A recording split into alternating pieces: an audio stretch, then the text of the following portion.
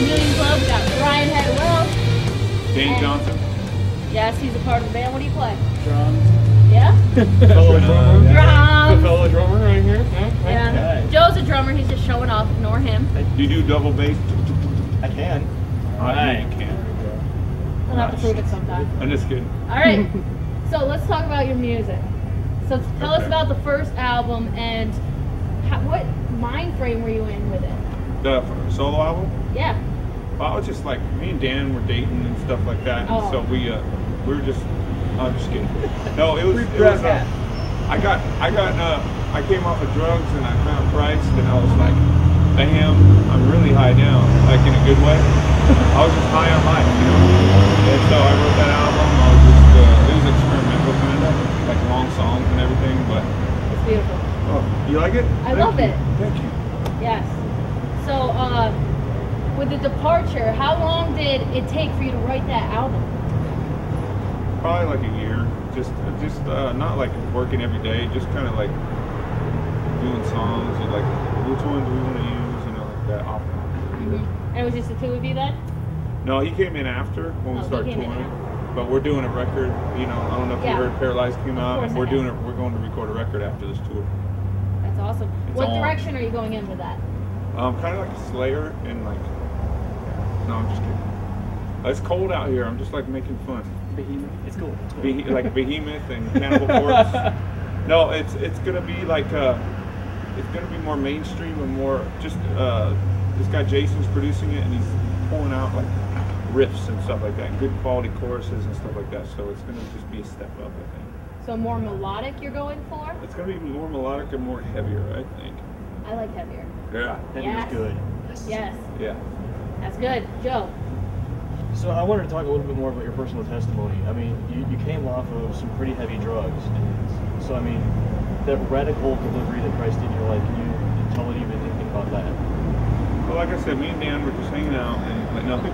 Yeah, it was crazy lifestyle with porn. You know, it was just nonstop party. It was like kind of like going to college and never graduated. You know, because you know how you party in college. You know, that's yeah, what they say. We're in college. Oh, you are? Okay, well, you guys probably don't, but like.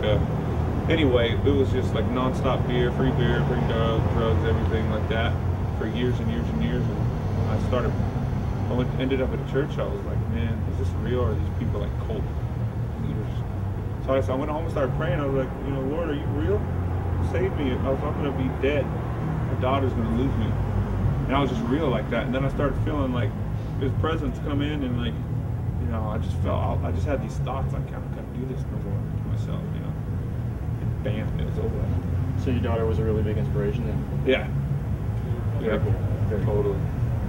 So when did the books come into play and what like gave you the idea to write your testimony and such in a book? My manager at the time, I wanted to do music. My manager at the time said, hey, I got you a book deal. And I was like, no thanks, go get a record deal. And then I thought about it and I was like, all the porn fans thought I was crazy for saying Jesus and all that. Yeah. So I was like, you know what, I'm going to lay my heart out on his pages, good, bad, ugly, and just let it. That way, no one could say nothing to me ever again. Say, just read the book, leave me alone. You know what I mean? It was an explanation, and it was a testimony, so it was good. It was. So there's 2 books out. Is there a plan for a third? I don't know. Yeah, I'm writing one about it. Oh, you're writing a book. As soon as we break up and get mad at each other, he's going to write a book about me and how horrible I am. Got it. Diary of a Madman. Yep.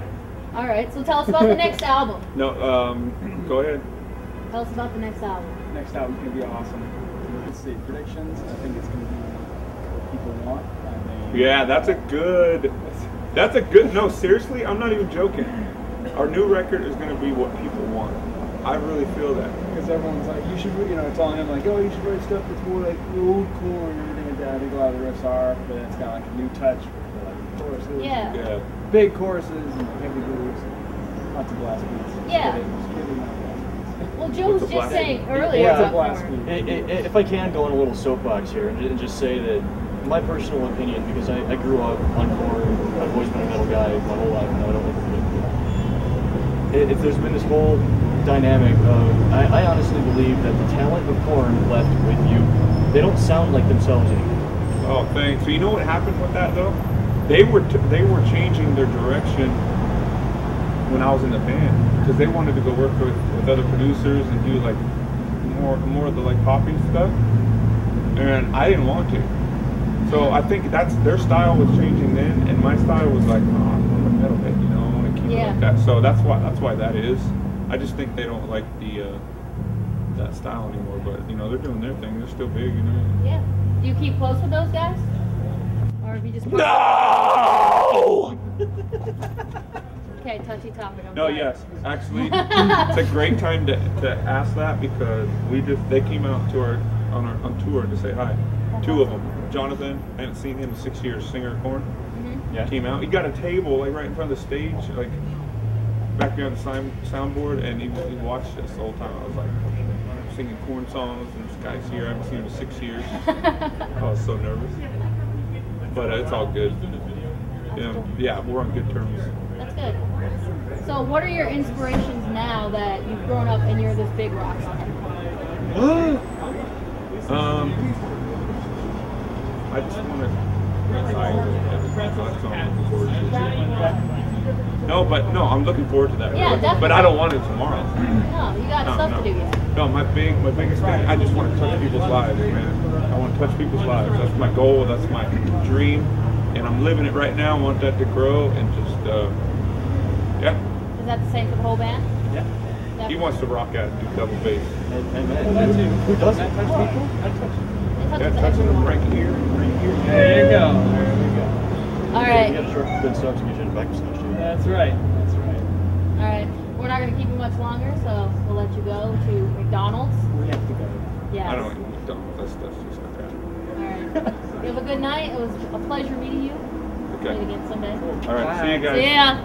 Later. Look at my face, I'm all